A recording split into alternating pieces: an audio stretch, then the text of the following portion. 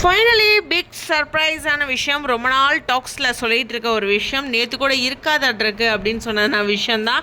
Hello viewers, நாங்களுடைய Lakshmi, நீங்கள் பார்த்துருக்கிறது 0 லக்ஷ்மி.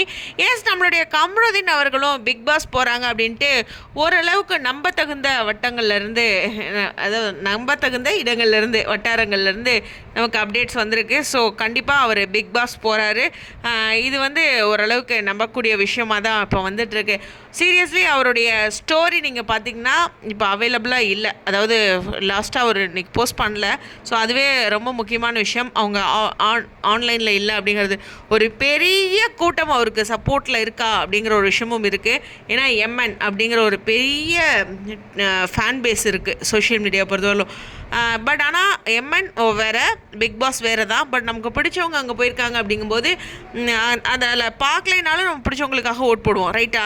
எல்லா MN ஃபேன்ஸும் big pass பார்ப்பாங்கன்னு சொல்ல முடியாது. பிக் பாஸ் பார்க்குறவங்க எல்லாரும் மகாநதி பார்ப்பாங்கன்னு சொல்ல முடியாது. ரெண்டுமே வேறு வேறு களம், ஓகேவா? ஒரு புரிதலுக்காக இருந்தாலும் அவருக்கு ஒரு சோஷியல் மீடியாவில் ஒரு பெரிய சப்போர்ட் கிடைக்கிறதுக்கு ஹைலி சான்சஸ் இருக்குது. ஸோ கம்ருதீனுக்கு ஒரு பெரிய வாழ்த்துக்கள். நாளைக்கு நமக்கு ஓரளவுக்கு கன்ஃபார்ம் ஆகிடும் அவர் போகிறது. ஏன்னா அவங்க நீங்கள் டிவியில் பார்க்கும்போதே தெரிஞ்சிடும். இருந்தாலும் ஒரு அதிகாரப்பூர்வமான தகவல்கள் வர வரைக்கும் இது ஒரு அப்டேட் கிடச்சிருக்கு அப்படின்னு நீங்கள் வச்சுக்கோங்க, ஓகேவா? அது மட்டும் இல்லை, வினோத் சபரி அப்படின்ட்டு எக்கச்சக்கமான பர்சன்ஸோட அப்டேட்ஸும் அடுத்தடுத்து வரப்போது. வெயிட் பண்ணுவோம். உங்களுடைய கருத்துக்கள் ஸ்டேடியம்.